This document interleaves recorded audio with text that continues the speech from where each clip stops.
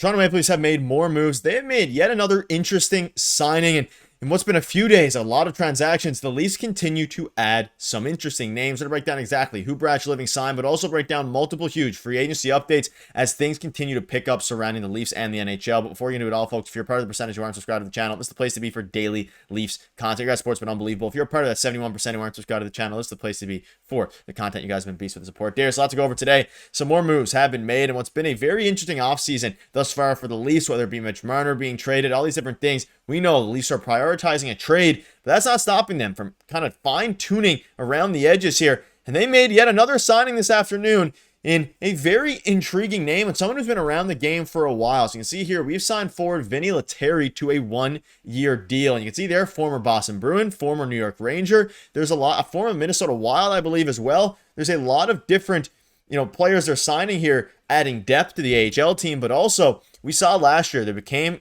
given injuries and things like that, these players tend to have an impact on the NHL team, not just the Marlies. What are your thoughts on this move? Likely AHL depth /14 forward. However, has some upside. He is 30, and it seems now they're very clearly prioritizing veteran leadership in the AHL and players who actually have NHL experience rather than some of the young guys like we've seen in the past with Fraser Minton and even some of the other guys like Nikita Gorbankin who played some games last year.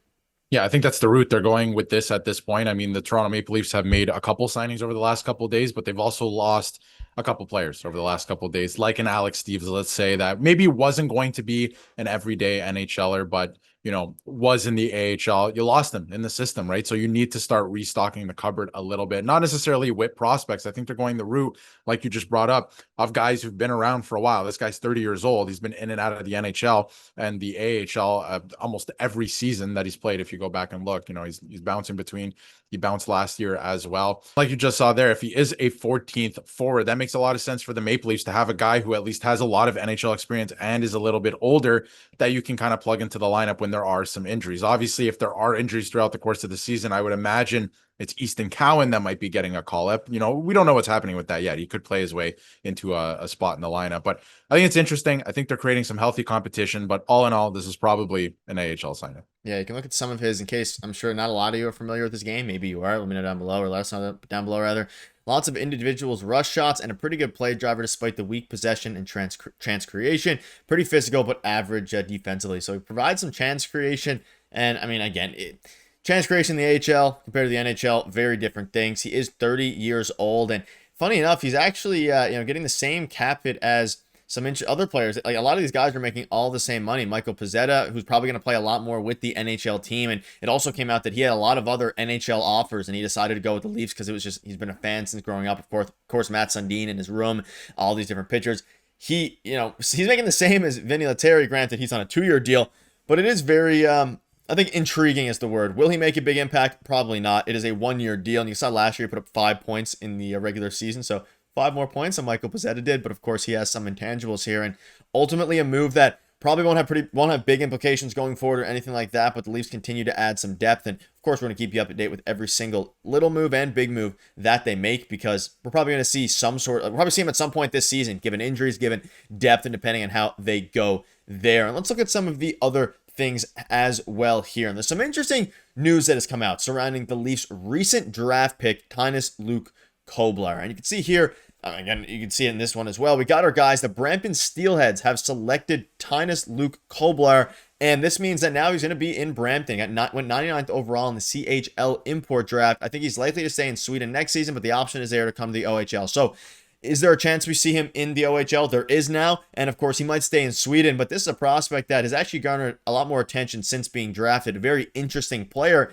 And now he goes to the CHL, in theory he could at least. Probably going to stay in Sweden, but it's a very interesting turn of events for this player.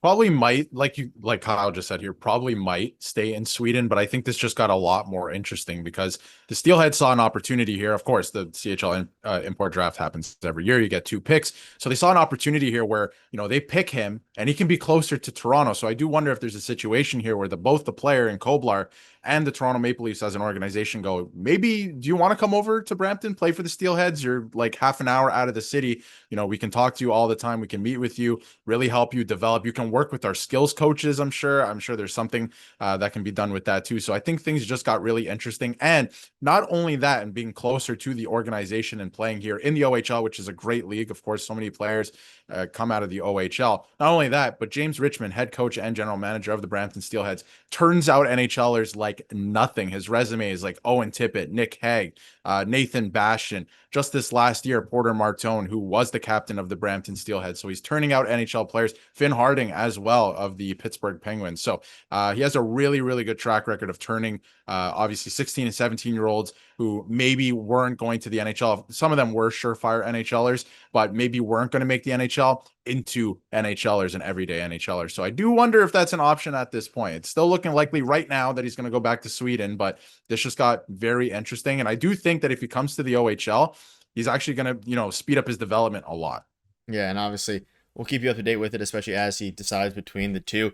But speaking of deciding, we now know that, of course, this happened last night, but Andrew Mangiapane, someone we both thought was going to be on the Leafs, decided to sign a 2x3.6 with the Oilers. The Leafs had interest reportedly, but it appears the trade market is where they likely conduct the rest of their business this summer. But the new news is that a report came out saying that Toronto was believed to have some serious interest in Andrew Mangiapane, likely stemming from former Flames and current Leafs GM Brad Treliving. However, he may not be done exploring trade options with his old team. And of course, we had a video on that earlier today. Nazem Kadri.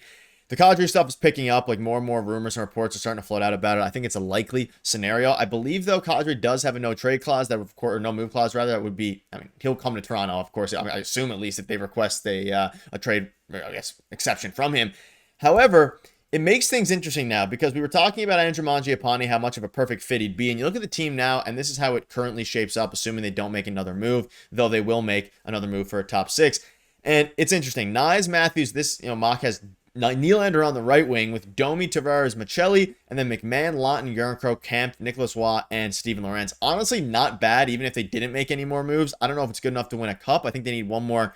Like, the goal scoring here is a little bit worrisome, at least for me, especially if you factor in that bottom six. Not a lot of goal scoring there. John Tavares, if he regresses at all, not a lot of goal scoring there on the second line either. But overall, missing out on Mangiapane is a little bit unfortunate. I think he would have fit really well there in the bottom six, replacing one of Yarncroke and McMahon, or McMahon rather. And we know that Callie's probably going to be gone in some sort of move here soon, as well as David Kampf. Yeah, and I think there was some concern stylistically with the team, the current makeup of the team, and why they didn't sign Mangiapane. And not just that, but his cap hit. I mean, there was no world that the Leafs were going to sign him for this cap hit. The Oilers were able to do that, but I don't think it makes sense. He went to the Oilers because he's the highest bidder. Of course, the Leafs weren't going to be able to pay him that. So I guess it makes sense in that way. But the Leafs now have an opportunity, and not having Mangiapane on the team, to continue building, use the freed up cap space to go out and get a top six player, which is exactly what they're going to do. Brad Treliving said that's what we're going to do via trade. Who is it? We don't exactly know yet. We can speculate as much as we want. There's rumors about, Nazem Kadri right now. And again, like you mentioned, I do wonder if he would waive to come back to Toronto, but the bottom six is not done yet either. You can see Calle Yarncroke's there. I don't think he's long for this team either. David Kampf, of course, isn't even here, and he's making $2.4 million, which is insane. So, you're going to free up some salary cap space there. But I think the main concern and the main focus right now is still, obviously signing depth pieces, and you want to make sure the fourth line's ready to go and the third line's ready to go, and what that looks like exactly. But obviously a top six forward as well. Yeah, the bottom six, you see Camp on the left there with Roy in the middle. I don't love that fourth line. Obviously, replace Camp with someone else and get some more identity there and some goal scoring. But that'll wrap it up. Let's know down below what your thoughts are on this. More moves are coming, but also there's some bigger fish to fry for Brad Treliving, and he's going to make sure that a big trade happens, and we're going to keep you up to date with all the latest news. Make sure to subscribe button. Cheers.